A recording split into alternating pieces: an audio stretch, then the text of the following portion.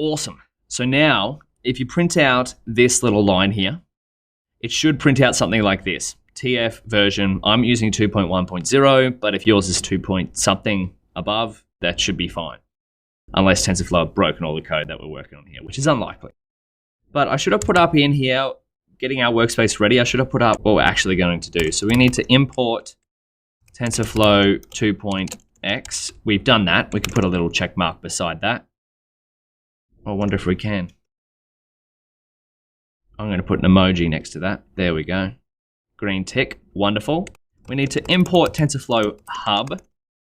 And we also need to make sure we're using a GPU. Remember in the introductory lecture we said we're going to need a GPU because when we're working with unstructured data, oftentimes the patterns are a lot more vast, and running a neural network, a special kind of machine learning model, takes a lot more compute power than what a traditional machine learning model, like something like a random forest we've ran in the past has. Or at least in our case, because we're dealing with a lot more data this time. We've got 10,000 plus images, nearly a gigabyte worth of data.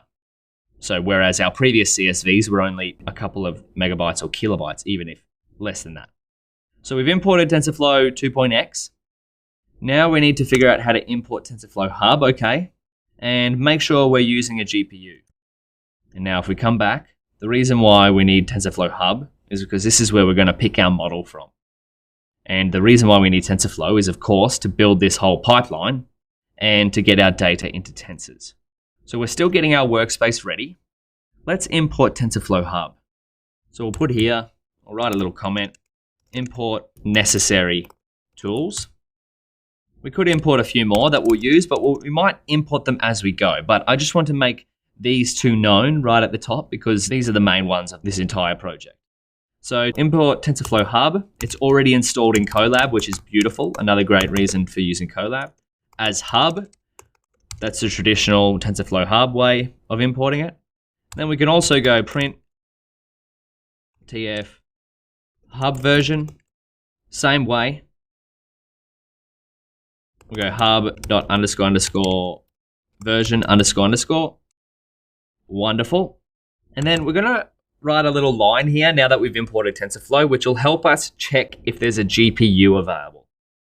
Because TensorFlow, what it does is it allows us to write Python code, which gets executed on a GPU. So TensorFlow, underneath all the TensorFlow code that we write, calls another library, which allows our code to be run on a GPU, in turn, make really fast numerical calculations. So let's go here, check for GPU availability. And now another reason why we're using Colab is because Google kindly provide free GPU access to us. So my laptop, if I was to try run this project on my laptop, it would probably burn out before it could even figure it out. It could run for days on end. But what we'll see as we eventually get to it, because we're going to be using a GPU, it runs a lot faster. And even then it's going to take half an hour or so.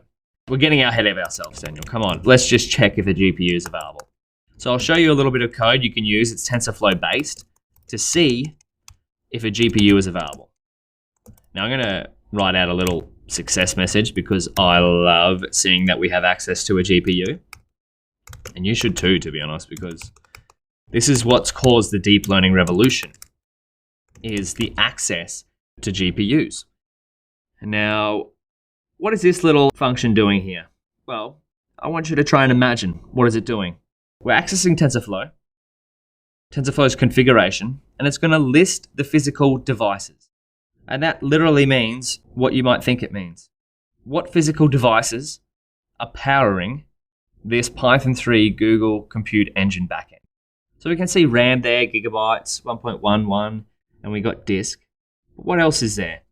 We are most concerned with the GPU. So we're just going to pass it the GPU string. This is people who have written TensorFlow have had this problem before and they've gone, let's just make this easy to check if we've got a GPU. Else not available. Unhappy face. So we run this, let's see what happens. Oh, well, we do have TensorFlow Hub. That's beautiful. And we go GPU not available. And you might be asking, what is TensorFlow Hub? Well, this is where I'd encourage you to do your own research. I'm going to go through it in a moment, but you can go, what is TensorFlow Hub? Search that up. Have a quick read if you want to check it out, but don't worry about that for now. What we're focused on is getting a GPU available. All right, how do we do that? Well, let's figure it out. So if we go to runtime, we can go to change runtime type. Now, again, this is our runtime here. This is a lot of things that look a bit complicated, so connect to a hosted runtime. Okay, let's go runtime, change runtime type. This is how we get access to a GPU. We've got runtime type, Python 3. I'm recording this in post 2020, so Python 2 is no longer supported, so always Python 3. That means Python 2 just won't be getting any more updates. It'll probably still run for a while. Hardware accelerator. Let's click this. What does this mean? Let's zoom in. What type of GPUs are available in Colab? Beautiful. So this is necessary for Colab. The GPUs available in Colab often include NVIDIA K80s, T4s, P4s, and P100s. Again, if you're curious what these are, Google NVIDIA K80, NVIDIA T4, NVIDIA P4, NVIDIA P100. Long story short is that these are different types of NVIDIA GPUs. NVIDIA is a GPU maker, like Intel is a CPU maker, and these are just different models of chips. So let's go in here. We're going to choose a GPU. You could also choose TPU, but we're focused on GPU for now. TPU requires a little bit more setup with the code, but that could be, again, something that you could look up yourself, how to use a TPU in Colab. That's a bit of a rabbit hole you can get down. But let's go GPU. Click Save. Again, to do that, runtime, change runtime type, GPU, and you'll see, we've remounted Google Drive, and this is changing. Look at that. Oh yeah, connected to Python 3 Google Compute Engine Backend GPU. Wonderful. So, what we have to do now is, because we've just restarted our runtime, we're going to have to, if you've already got access to TensorFlow 2.0, like if the output of this cell is TensorFlow 2.0, you can just rerun this cell. But because I don't have TensorFlow 2.0 by default, I'm going to have to rerun this cell here. So we run this, TensorFlow 2.x selected. Now, fingers crossed, if we have a GPU available, meaning super fast numerical computing, this little output message should change, because this little piece of code is going to check to see if a GPU is available, which it looks like it is. Let's run this.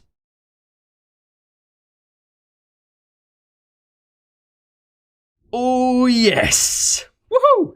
So now we have a GPU available, we have TensorFlow available, and we have TensorFlow Hub.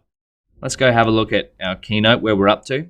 We've done this. This is what we've done, except we've built it all up in Colab.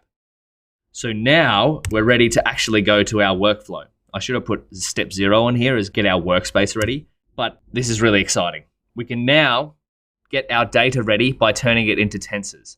So come back to our notebook. Make sure if you run this cell, you've got access to a GPU, because the code we run later on will utilize a GPU. And make sure your TensorFlow version is higher than 2.x, and your Hub version, it doesn't really matter, but if it's 0.7 or above, that's a good thing. So I'll see you in the next video. Let's start figuring out how to get our data ready.